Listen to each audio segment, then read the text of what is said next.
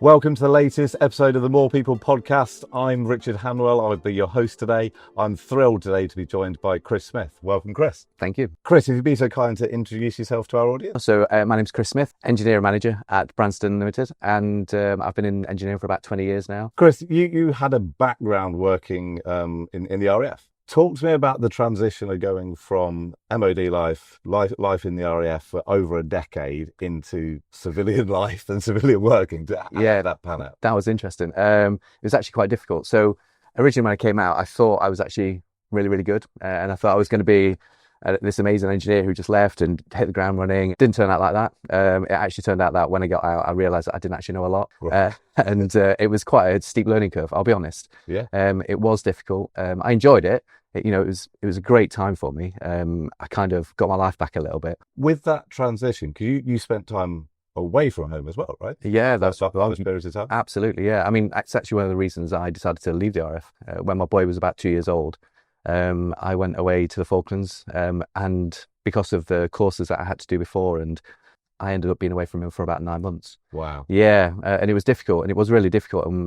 My family kind of got this routine going around the house where they kind of dealt without me. Yeah. And then when I came back, they had to, right? Exactly. Yeah, that's right. And when I got back, I was kind of a spare part. They kind of molded their life around themselves, and then I came back into it, just jumped right back into the middle of it. I can imagine. Yeah.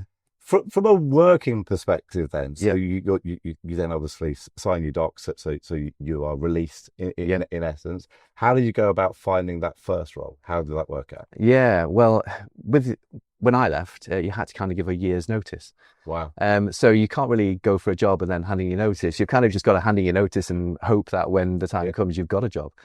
So when I got to around about 3 or 4 months towards the back end of that leave, that notice, I started applying for jobs, and I didn't really know what I was looking for at that time. So I went into my first role. It was working for a company called Nearpost, going around the country looking after letter openers and letter packers, things like that. So I did that as my first kind of role. And how long did that last? Not long. So it was about 3 months, and I realised at the time that what I wanted was something kind of bigger than that. So then I moved into a company where I got more into the mechanical engineering side of things. Okay. And that was fun. It was a lot of fun, but it was a lot of knowledge that I had to get behind me. I was watching YouTube videos in the evenings. I was watching YouTube videos at the weekends. I was doing courses off my own back just to kind of get that knowledge up quicker, get quicker. Get to the future faster. Absolutely. Yeah. And talk to me about your route into the food industry then. How did that pan out? So I worked in horticulture initially, and that was where I learned most of my mechanical engineering. And then from there, I realised that actually I was working with a lot of conveyors. I was working with a lot of automated equipment, a lot of automated machinery. I saw an advert for food manufacturing, and actually it involved quite a lot of the same machinery.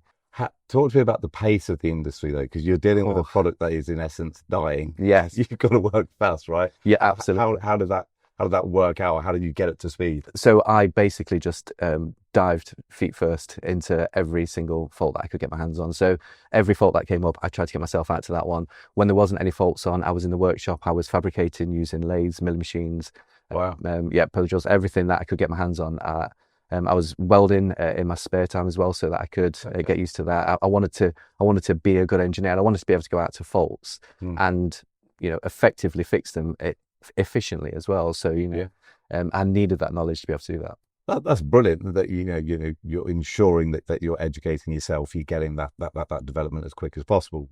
Yeah. But I'm guessing that enabled you to get to management quicker, because you jumped into the leadership roles relatively quick. If you think about time spent. Yeah, definitely. How did that come about? How did you going into management? I think it kind of happened. It was one of my aims was to do that, but because my kind of ethos is to kind of just get involved and get in there. I think people saw that in me and thought that would make a good leadership trait. I think there's that comfort zone that people like to sit in where if they're not comfortable doing something, they'll kind of just hold off and not do it. Whereas myself, if there's a comfort zone stretch that I need to do, I'll go for it. I'll just go straight in there and do it. So I think when I worked for a company called Rivita, yes. What happened there was it was a brand new factory. Nothing was set up when we first got there. Okay. And it was up to us as engineering to kind of set our own CMMS system, get all the processes in place and that kind of thing. So I built a PPM system from scratch. Wow. On there. That's fantastic exposure, isn't it? And I'm guessing there'd be a lot of correspondence and communication and collaborative work with the vendors as well. Absolutely. Right? And getting them involved as much as possible. Yeah, definitely.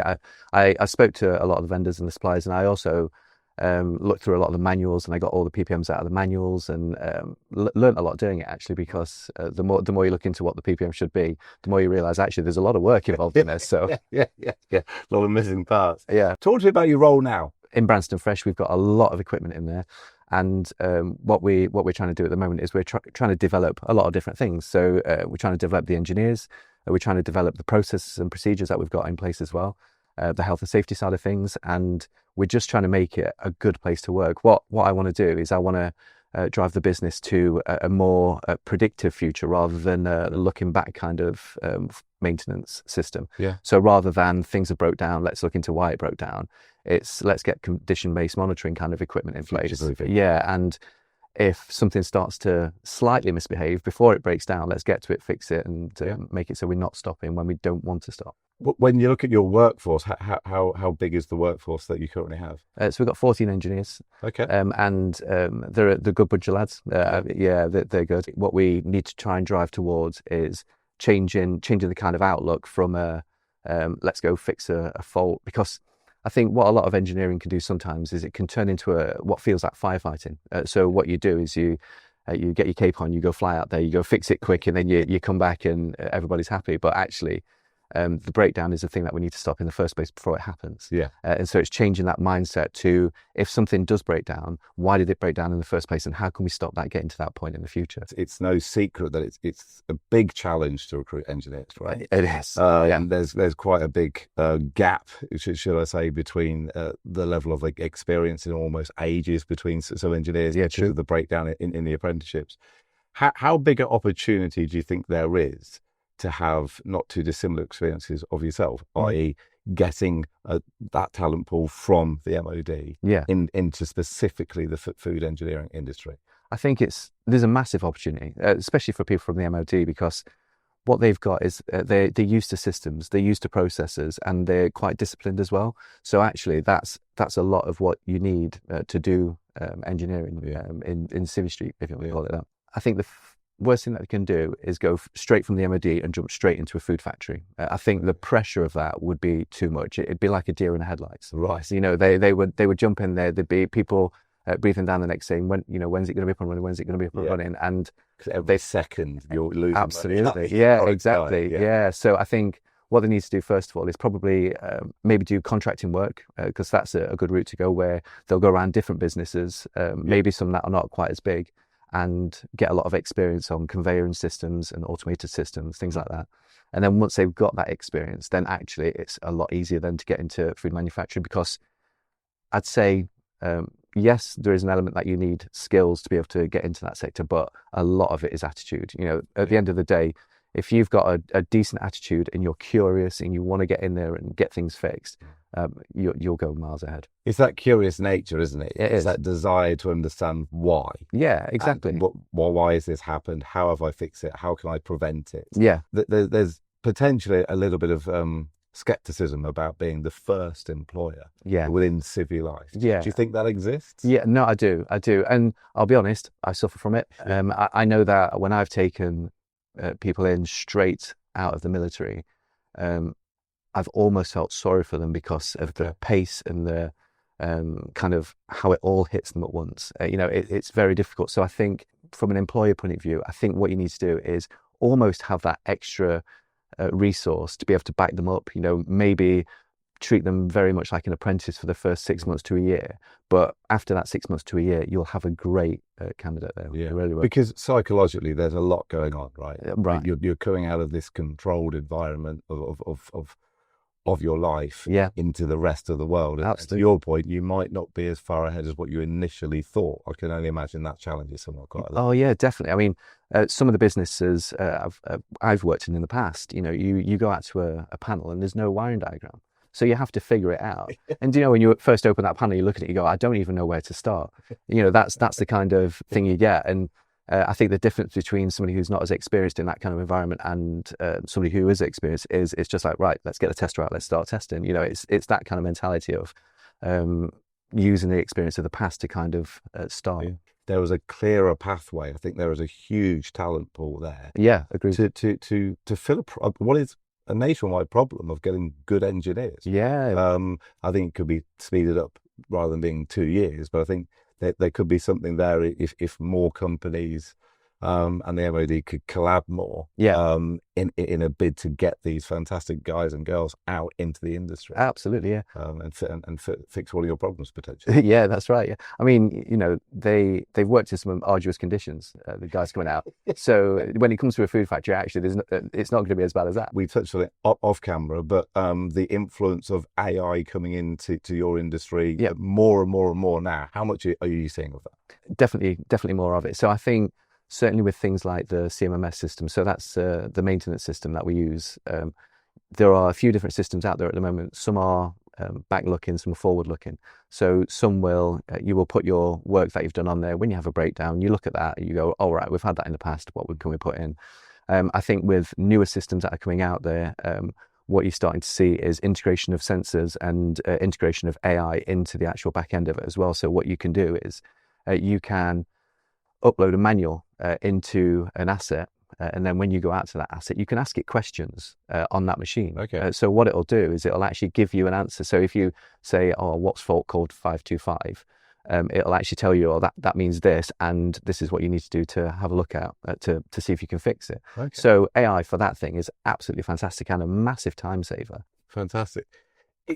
Some people's mindset around AI is that it's a concern that it's going to reduce the number of jobs. How big an impact or how big a factor do you think that will play in the engineering world? We're always going to need engineers, and the more automation that comes in as we get more advanced, we're going to need more engineers to actually look after that equipment.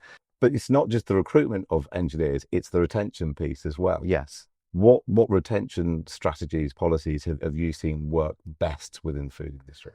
I think for a start, you've got to treat your engineers well. Yeah. They are an asset, and we should treat them like an asset.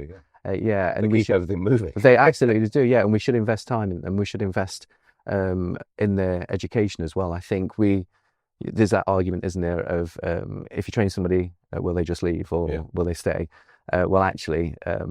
If you don't train them, they would definitely leave. So you might as well train them because what you'll have is you'll have a better asset and they might stay. Yeah, exactly. And I'll be honest with you, it's all how you speak to them as well. If you take a genuine interest in them, they recognise that, and that, I think that's hard to find in a job is somebody who does that. When we talk about what individuals want and what engineers want, it's a sweeping generalisation across such a big group of people, but what are you finding that the engineers want out of their career journey or their time with you? Well, money does attract them, but it doesn't keep them. It varies massively what engineers want. Some engineers want to be engineers for their whole career. Some want to progress, and some don't know how to progress, and so all they do is they watch the managers above them and do what they do. What we need to do is show them that, actually give them that a bit of leadership experience and see the potential in there, because there's a phrase in there, you can keep promoting someone into a level of incompetence. And that's because you get a really, really, really good engineer, but they might not want to manage people. And so then they move to that next level. And when you get to management, you've then got to start managing people. And that is so different. Different skill set altogether. Absolutely. So, you might have these very, very good engineering skills and be able to give them advice on that. But then when it comes to the people management side of thing, I think that's where they need help. Or offer another career pathway. Or exactly. That's right. Because otherwise, if you're forcing people into management and it doesn't work, they're going to damage and affect the next gen that are coming up. Absolutely. Then they leave the industry. Yeah, that's right. So that there's so much to look at to ensure that this industry, this talent pool keep going, because I wholeheartedly agree with you. We're always going to need such a large number of engineers. Yeah, definitely. Chris, it's been an absolute pleasure. Thank you so much for your time. Thank you for having me. Cheers. Thank you.